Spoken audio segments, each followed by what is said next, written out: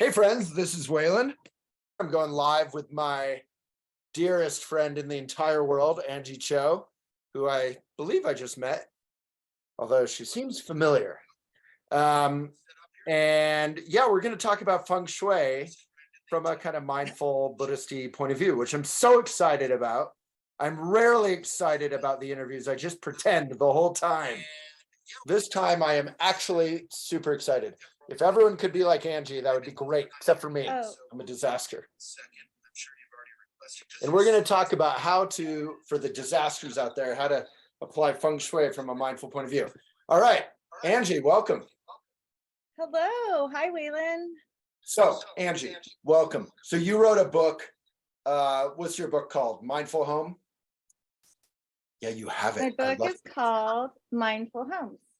Angle it a little bit because the glare. Yeah, and hold it up a little. Yeah, it's so beautiful. If you're able, can you leaf through it so people can see a few of the beautiful photos? And I would love to. it's a lovely, lovely book that I would love to have you read to me at night, like in a, Feng Shui summer camp. Okay, so for those who don't know, what the heck is Feng Shui? Because I love Feng Shui ever since I worked for Shambhala Publications in the 90s. And how the heck does this ancient practice or path apply to today? So, Feng Shui. So I'm guessing that you know Feng Shui from Eva Wong. Yeah, well, before Eva. I'm actually off the record since this isn't public. I'm not a huge Eva Wong. I love her as a person, but I didn't totally love the approach. It was a little bit rigid to me. Well, so that's a good way. That's a good place to start. So, Feng Shui is a practice that comes from ancient China, and it's a Taoist practice. And the words Feng Shui literally translate to wind and water, but there's actually dozens of schools of Feng Shui, and Eva Wong actually practices a different school than I do. But the school that I practice, I feel like is a lot more along the lines of where we are in this modern world.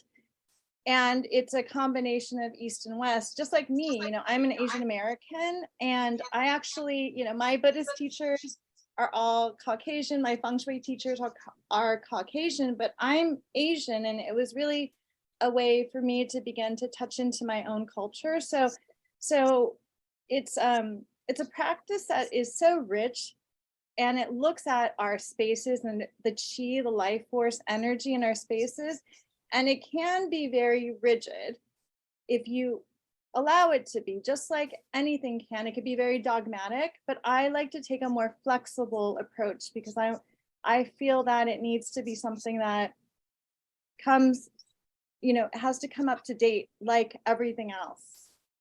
Yeah, I think it was the 90s.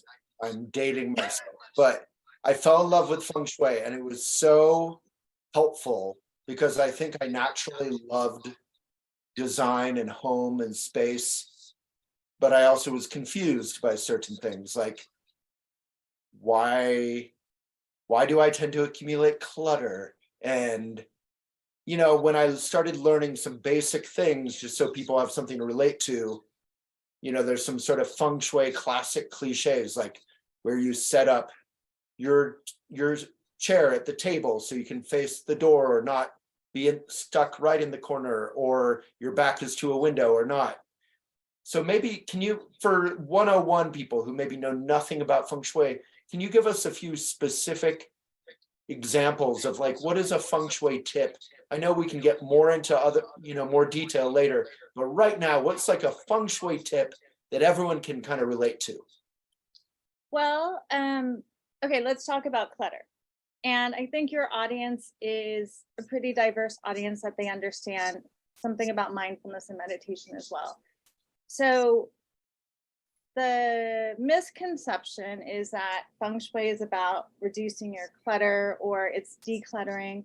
But in fact, it's more about actually seeing how maybe clutter is a way that obstacles manifest in our home, just like what we do in meditation practice.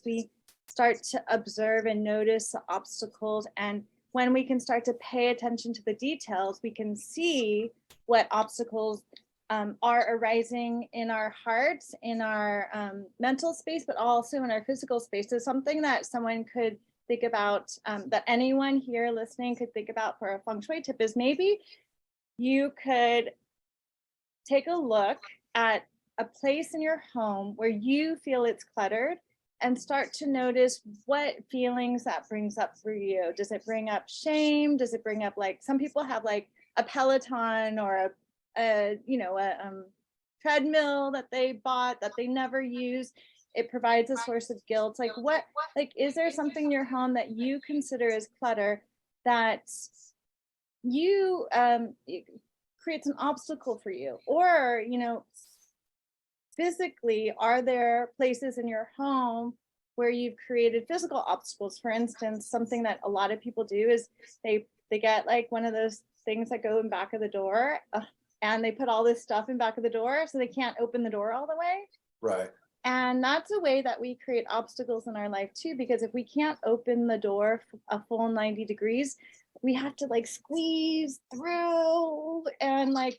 I have to show you this because this is, can you see it? This is a door going outside. Yeah. And then there's this lovely wall behind it that 8,000 people have always suggested I put a framed picture on because it's facing the couch. And I think back from my 90s experience, I was like, you're not putting a framed picture behind a door where it can open. You're leaving some space. Yeah, and that's something that I actually talk about in my book, that I often get asked, okay, Angie, you're an architect, you're a designer, you're a Feng Shui expert, educator. I have this empty space. What can I put there? And I say, nothing. Maybe you don't need to put anything there. And people are, it just doesn't like, it doesn't process. So sometimes it's okay to have empty moments and spaces in our lives to invite creativity and spaciousness. Yeah, there's so many directions we could go with this, because I feel like what you're talking about, you and I have this Dharma meditation mindfulness connection. Mm-hmm. We both practice meditation and study the Buddha Dharma, I believe. And what you're saying is straight up that you don't always need to fill the space. No. Like when we're at a stoplight, you don't have to get your phone out. You can, when your friend goes to the bathroom and you're in a restaurant, you don't have to get your phone out. You can just look around. When you're in line, you don't have to get your phone out. The phone seems to be the go-to way to fill the space. You can just enjoy being in line and look around and talk with people and connect, you know? Yeah, and we also do it with food. We also do it with chatter. If there's an empty space in a conversation, which like it in our Buddhist lineage, there's all these dyads where you just sometimes you just sit staring at the person and you're like, but it's not that bad, and it's totally okay. And so much creativity can emerge from that emptiness, so much luminosity. But I think the bias, and you said this in the beginning, which I do appreciate. I actually wrote a slightly viral article on Elephant years ago saying, I am not the title was something like, it's not for families, the title, but it was something like F minimalism, F modernism. I love color and, knickknacks from my travels and beautiful tiger oak, Victorian craftsmanship and pottery mugs made locally. I don't want all this kind of perfect empty houses that just look like they're about to go on Zillow. I don't like that. So I think there can be a happy medium between like life and character and rich red Persian rugs all over my house and cleanliness. And I think the other direction I wanted to go with you with the clutter, what you were saying about clutter, and you were advising us to go feel what we feel. I don't feel shame. I feel more like it's just sort of dirty and dusty and stuck. And that seems to connect with qi for me. Can you tell us about qi in relationship to Feng Shui? Yes, so chi is life force energy. It's sometimes spelled QI, sometimes spelled CHI, sometimes spelled KI, like ki, like in Reiki. Oh yeah. It's the same chi and I qigong. never put that together with Reiki. Okay. Yeah, uh-huh. And also if you practice yoga, it's prana, but it's kind of the life force energy. And I love that you connected it with dust. One time somebody asked me, can you please tell me how to stop the dust? And I it made me think about, like, I love Studio Ghibli movies, like the Japanese animation, and they have they even animate the dust, and the dust can be a little nature spirit. Mm. So we can even receive messages from the dust in our homes, because so you just noted that the dust kind of gives you an indication that there's parts of your life that are stagnant. And that is one message that dust can give us. Dust can tell us there's been a change of seasons. It can tell us when maybe there's parts of our home, parts of our lives that we've neglected. And so really it's a gift, and it's a message from the phenomenal world letting us know, hey, like, you're still alive. Shake it up, move things around, move the chi around, because when chi is stagnant is when we're dead. And so thank God that dust accumulates and we're able to cut through that, like Right. clear away the dust, and we have that opportunity to choose to wipe away our perceptions, to wipe away the debris, and open our eyes to start to see things as they are. So how did you fall into this? Is this what you do for a living? So I'm an architect, and yes, I teach feng shui for a living. Love it. I teach people to be feng shui practitioners, and I fell into it. Well, I always wanted to be an artist, and so then my Asian parents said, okay, that means you're going to be an architect. And so I studied architecture. I practiced architecture, and then Is that I feel like that's like Asian American humor I'm not quite getting. Is that because they're like, they're saying, well, it needs to be practical and you need to make money, so art will be architecture? yes. Okay. I'm half Jewish, and that's similar logic from my Jewish side. Yeah. My partner is Jew, full, Yeah. or also half Jewish. Like they were like, oh, you like to write? Okay, well, you're gonna have to find out how to make that a business, because if you just write, you'll be Poor, and you'll be poor. it's not an option. But also I take full responsibility for becoming an architect and studying architecture, because I also know that my chi needs that kind of security. Yeah. So I had like well, architecture is also the dream career for George on Seinfeld. Oh boy. Sorry. I know, but when my husband's a musician, and he has this joke that when he met me, his musician friends were like, "Ka-ching, you met like an architect," and I said, "It's not ka-ching at all." Oh, it's not? No, like I think architects are really put up there with doctors and attorneys, but we don't make the kind of money that they do. It well, in any case, Yeah. so I studied architecture, and then during my Saturn return, which is like your late 20s, I had an epiphany. I just realized, like, I was in New York. I grew up in Los Angeles. I moved to New York, and I was like really depressed and really unhappy. And so I went on a trip to Thailand, which is a super Buddhist country. And I had a Reiki session. I didn't know what Reiki was. And I was just crying the whole time. And I came back to New York, and I realized, I need to change my life. So I started studying yoga and meditation. And that just led me to consider, what about what I do like 12 hours a day, all my waking time, and how can I bring more meaning to that? So I started to look for other modalities, and I started studying feng shui, and I was so delighted to learn that it's more than just decluttering and moving furniture around, that it's really actually a very deep practice, and that that grew alongside my meditation and my Buddhist practices. So now I look at them as one and the same. They're really the same, and it's really about looking at how we are not separate. And when we solidify things and we really want to pigeonhole things, that's when we start to suffer. And this is what we do with our homes, or what we do with like thinking we need to have a perfect home, fix our home, or never have dust again, whatever it is. Yeah.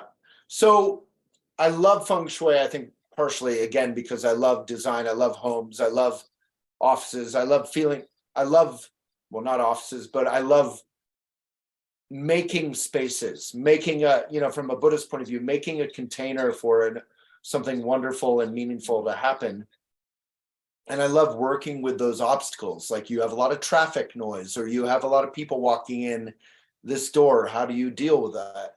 Or you don't have enough light, or you have too much light, or whatever it is. And then, like you said, all of those specific fun things, which are so fun, they're like candy for me, connect so much deeper very quickly to the, through the chi, through the, the elements and you can tell us about the elements maybe, but to the Dharma practice and to just being present and being a good person and being of service.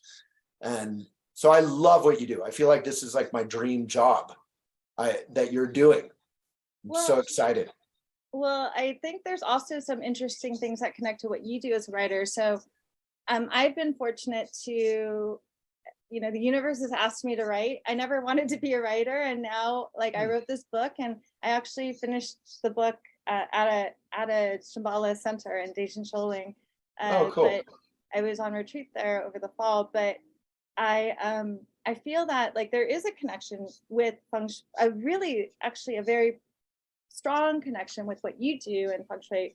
And I was just teaching about this. For instance, in Feng Shui, doors represent portals for chi, right? Where the chi comes into a space, because we literally walk in through doors. The chi comes in through the door. Energy comes in through the door. And what do we say? And when you write, you open doorways. You use those metaphors. You cross. Yeah, you become a conduit. Yeah, threshold. It's funny, just last week I interviewed my friend Caitlin, who runs these meaningful retreats. You would eat them up. Community gatherings that are called Threshold Collective, all about kind of entering properly into a new season, into death, into birth, into family, into relationship, whatever it is. Yeah, and so we even have it in our language. And I actually went, you said you're half Jewish. I went to my first bar mitzvah for my nephew last fall. And I was really, I actually started crying when the rabbi was reciting one of the prayers where it's Feng Shui. He says, "May the doors of the synagogue be wide enough to receive all who want fellowship and love and so forth.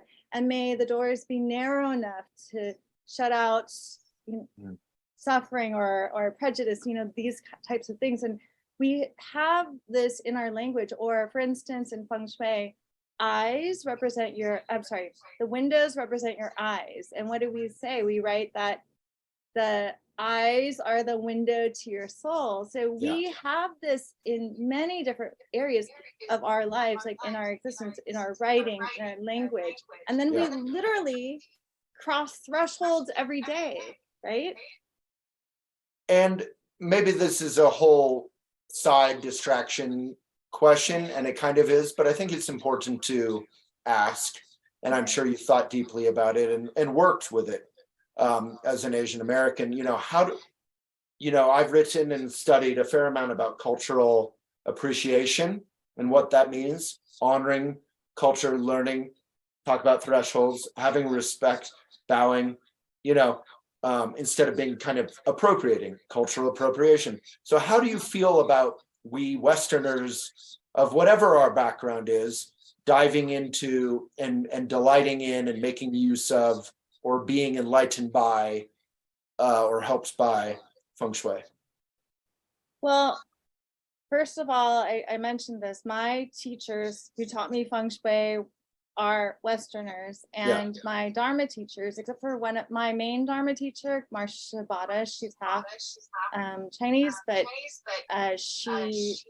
but otherwise are all like basic. And Arowana Hayashi is one of my teachers too. She's also half, but there's not, you know, most of my teachers are Caucasian, and I am so grateful.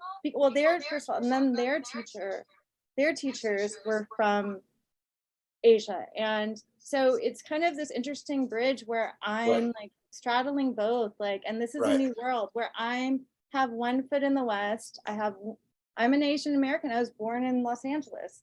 I grew up, my parents were Protestant, not Buddhist. And so if there wasn't, you found Buddhism, you kind of, it's like weaving back and forth.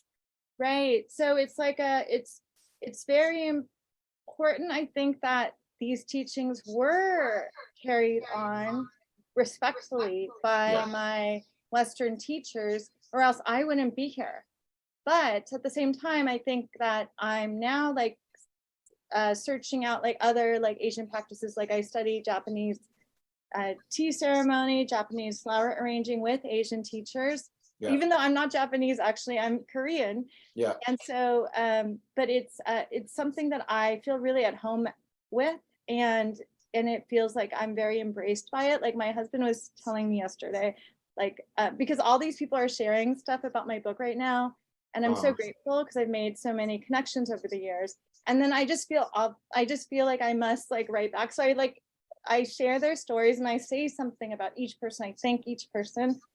And I like say something special about them that I know about them, and I make that effort. And he said it's kind of like they say you should never give a Japanese person a gift because it'll never stop.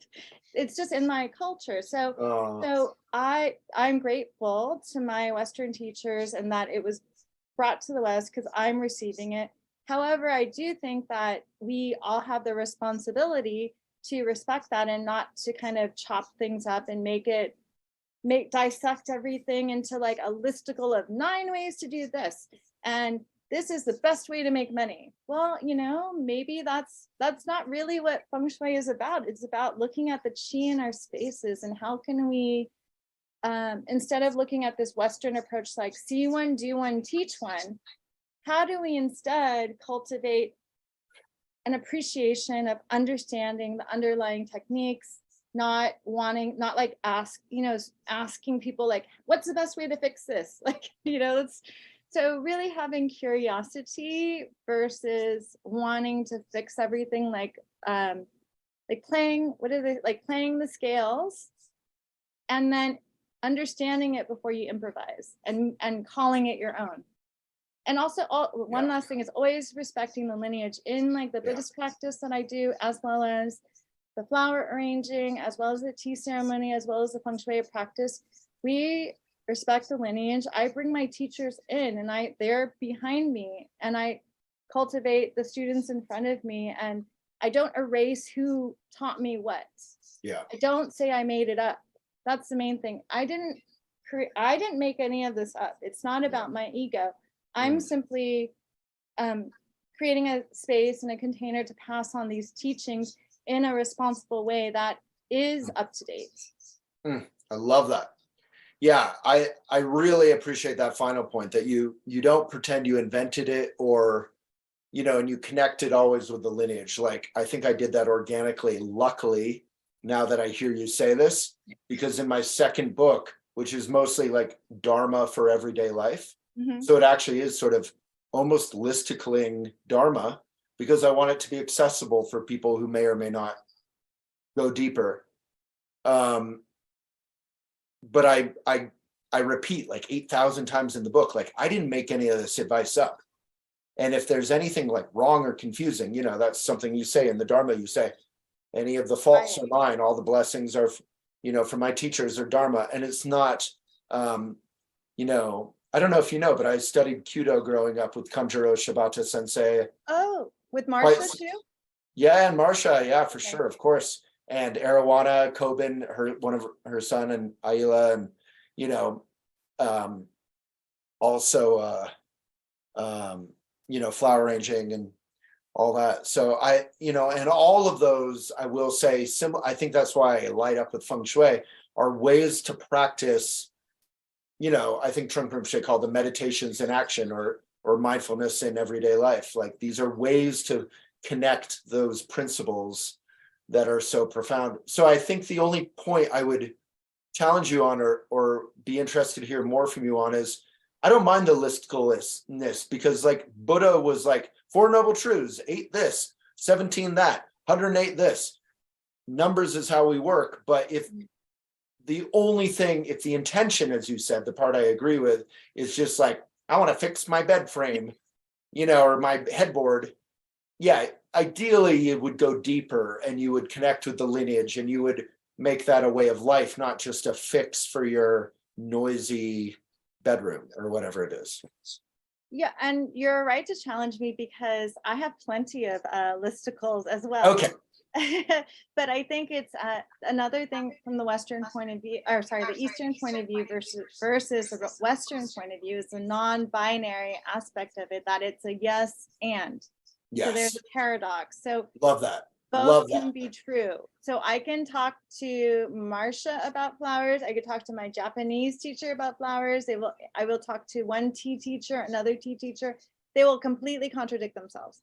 And I teach with another I have a business partner. We teach together, Laura Morris, and sometimes we'll contradict each other. However, the underlying foundation is the same.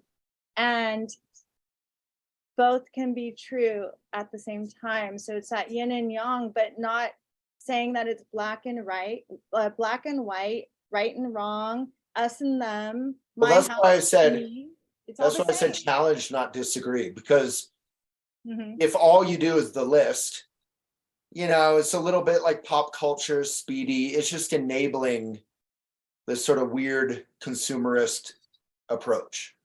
Yeah, and we have an allegiance towards that. We're really drawn to that. So that's why it's easier to kind of poo-poo that a little bit. But it's true. Like, I have to do the listicles, and that might be as far as somebody goes. Just like someone may come to meditation because they want to focus more. But you know what? That's still wonderful and amazing, right? Yeah, it's tough. I mean, I've made your side of the argument more historically, like with yoga. I'm always like, well, if all you do is like kind of corporate, physical yoga, that's not enough. Like, you need to go a little farther. Yoga is a path. It's not just aerobics, So yeah, it's yes and. I love how you said that, yes and. So just to be completely inappropriate then, can you give us maybe a couple practical tips? You can number them if you'd like, for that apply to most people's homes. And maybe the question is directly like, how can we bring a little more mindfulness, like threshold, like entering properly, leaving properly? Do you have any, because so many of us are speedy on our phones, blah, blah, blah, running in and out of our house. Do you have any specific tips, or if they go deeper than that, that's welcome, around our entrance and our exit, perhaps, or even doors to our bedroom or bathroom or whatever? Yeah, absolutely. It's also, Feng Shui is really, really like, actually, I just taught a retreat at Sky Lake Lodge, and cool. And one of my, maybe Andrew Forbes. Yeah, of course. Yeah, so Andrew's like, Angie, this is really mandala principle. So it's really connecting heaven and earth, because there is the invisible aspect of Feng Shui and the metaphor and the meaning, but it's also on this earth, and it's very practical and grounded. So there is an importance. So it is totally appropriate for you to ask me, like, how does someone actually put this into action? And that's why I love Feng Shui, because it's like a non-invasive practice in a lot of ways, because it allows someone to start to make subtle changes in the environment around them and start to see that connection, and it's safe. But then so many opportunities to begin to connect, and so slowly start to see that, oh, I am like connected to my environment. I am connected to everybody else. I Right. am connected to this earth and need to take responsibility for that. So Mm, that said, love that. some So it's about connection. You're saying it's sort of about connection with our earth, with Mhm. responsibility, with our space, with flow. Yes, it's all connected, because when you start to see, oh, maybe like my front door represents how energy comes to me. Okay, it also represents my face to the world. It also represents how, like, it's the last thing I see when I leave and it's the first thing I see when I come back. It affects my mood. But then how does it affect the mood of my neighbor? How does it affect the mood? How do I affect the mood of my neighbors, my community? How do I touch the earth? I mean, it's really like I think a wonderful gateway. But Mm, on the practical side, like, your front door represents your connection to the world, and it's how the chi comes in and out of your space. So most people are very speedy and completely numb out and neglect their front door. Like, when, like, I know you're not this way, but a lot of people maybe have never cleaned their front door, or maybe oil the hinges, or maybe they don't even use their front door. They always use the back door or the garage door, especially in the US. So that's the main portal of chi in feng shui, is how energy comes to you. So we want to like make sure like the lights are working properly, that it has the ability to have light to illuminate, that your face can be seen, that you can easily open the door, that there's no like creaking, it's easy to open the lock. Like, even though it's like maybe you're accustomed to trying to get the door open every day, it's like every day you have to encounter that obstacle, and over time that affects you. yeah. So how do you create more ease in your life? By simply attending to your door, like, and mindfully maybe taking a moment to clean it. And also, like, you could also Mm, notice, if you use it, like I said, like, ideally you want to open your door, your front door, your formal front door, like once a day. And you can say, like, I'm going to just use my formal front door to go get the mail every day. mm. Just factor it into your schedule. Yeah. Yeah. I remember that. I think from my buried in the past feng shui study was that so many of us in the West don't use our front door. And that's actually not incredibly healthy, that we use the garage door or the back door. In my case, probably 90% of the time, I use my back side door because I bike up my driveway and into my backyard, into my bike shed.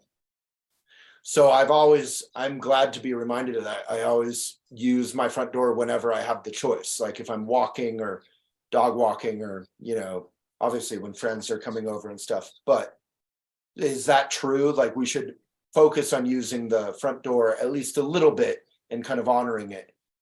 Yes, absolutely. Like, one thing you just said that I'm going to reflect back to you is, you said, obviously my friends come to the front door. Right. So it's illustrating that your front door has like more of a formal feeling, but it's actually how you encounter other people. It's not many people that would come through your back door. So that's where the chi comes in. So if you're not utilizing it, there's a whole part of your life or your connection to the outside world that you're not taking advantage of. So just attend to it and notice Yeah. it. And maybe it also means you wanted to hide for a little bit, so you just didn't use the front door for a while. And then it gets a little interesting. I would say complicated, but it's so much more fun that I couldn't even say complicated. When I walk into my front, so my front door is painted this beautiful, like red lacquer, kind of a little bit orangey, almost like the Japanese torii, but more red than that.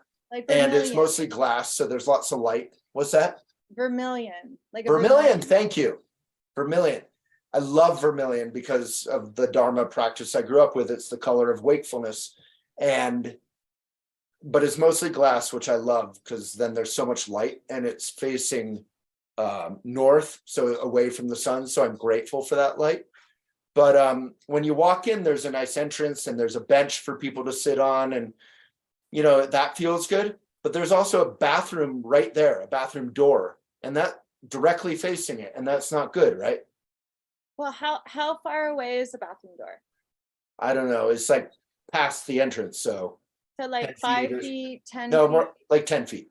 Okay, I think 10 feet's far enough away. If it was Yeah. like right there, it could be considered an obstacle. Yeah, I But think if, that's like a water wealth leakage thing. well, you know, traditionally in ancient China, when Feng Shui was developed, bathrooms were not really a pleasant place to have near your home, right?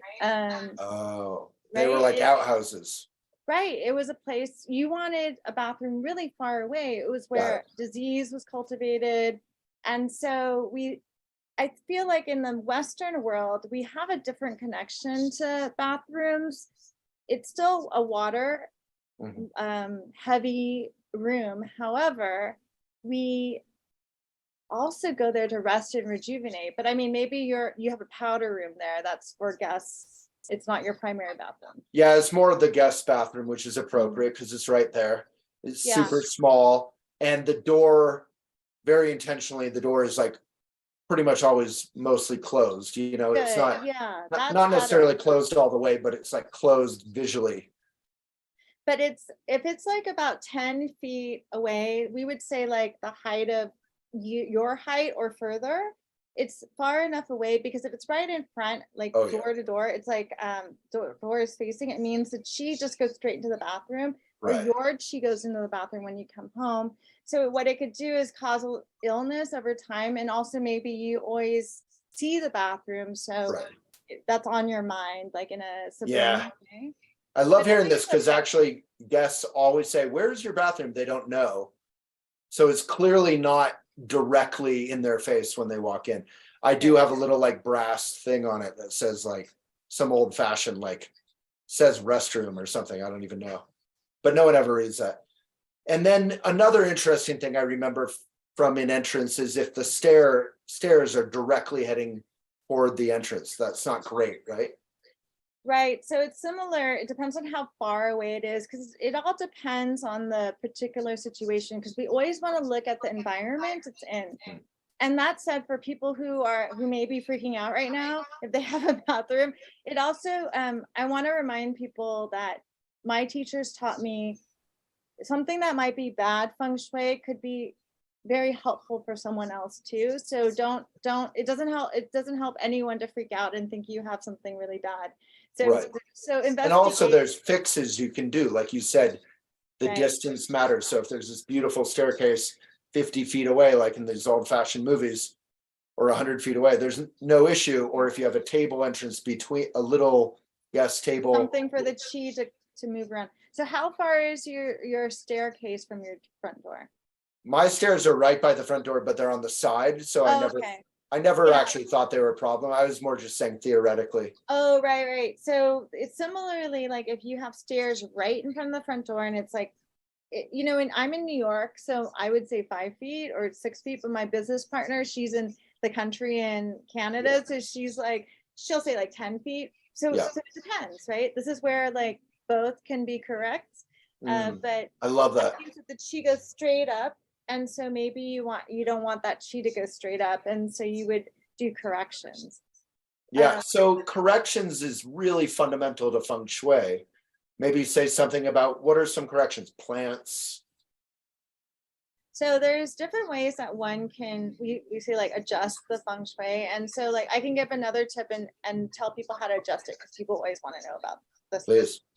Okay, so I think you talked about you referenced the commanding position earlier in our conversation because I wrote it down, but now I can't. I think it was in the very beginning. So the commanding position governs and gives you guidelines on how to position yourself in a space. And it's most important for your bed, which represents you, your desk, which represents your career, and your stove, which represents your nourishment and your wealth in your world and your resources. So like say everyone here probably has a bed, I hope. So we'll talk about the bed.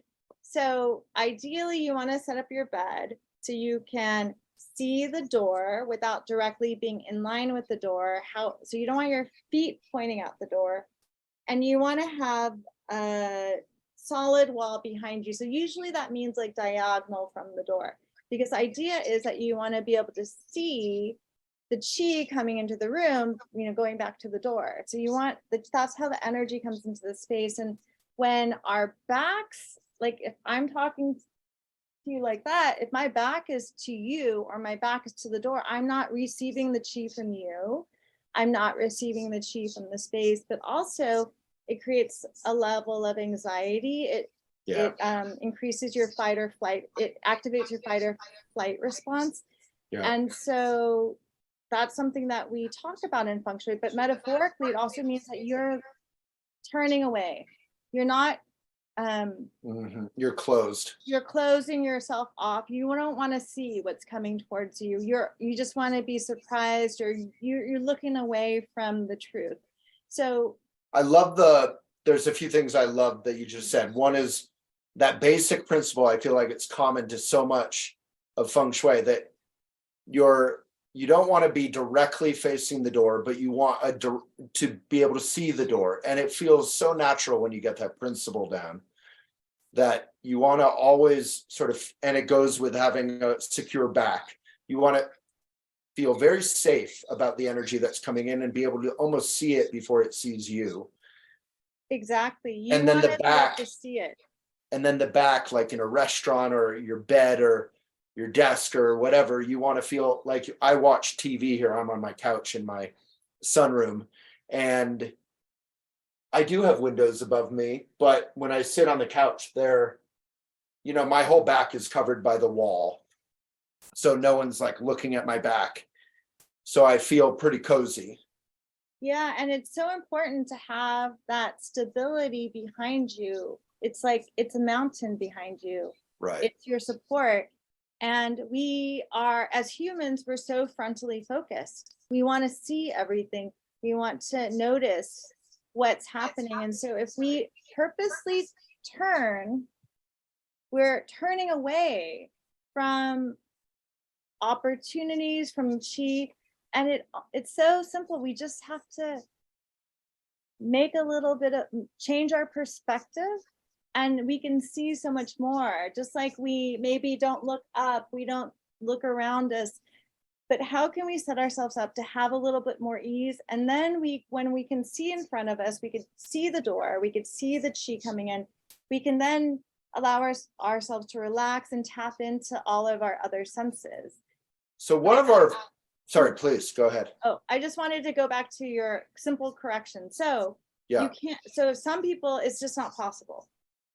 I acknowledge that. So, and there's a difference between it's not possible or I don't want to do it. But when I discovered Feng Shui in the 90s, I was super broke. And I feel like with the corrections, you can still, like you said, if you actually want to, you can make adjustments. It's not like they're expensive. It was like, I remember like little fountains and plants and crystals and, position of furniture and tables and whatever. Yeah. So for the bed, if you can't see if there's no way, because sometimes closet doors, windows are such that there's no way that you can do this. And I understand. I live in New York City. I work with a lot of people in New York City. So you do the best you can with what you have, and you can correct with the mirror. So you can get mirrors, right? Yeah. So you could get like a mirror, like a convex mirror, like a little rear view mirror that you might have for your car, to set it up so that you could see the door while you're laying in bed with your back against your headboard. Or if you have a little bit more money, even when I was broke in my 20s, I can afford that. Like, it used to be $10, like the full length mirror from like Kmart or something. Set up a mirror, like if you could set up a taller mirror and adjust it, because it's kind of like, playing pool, like you have to get the right angle, but so you could see the door.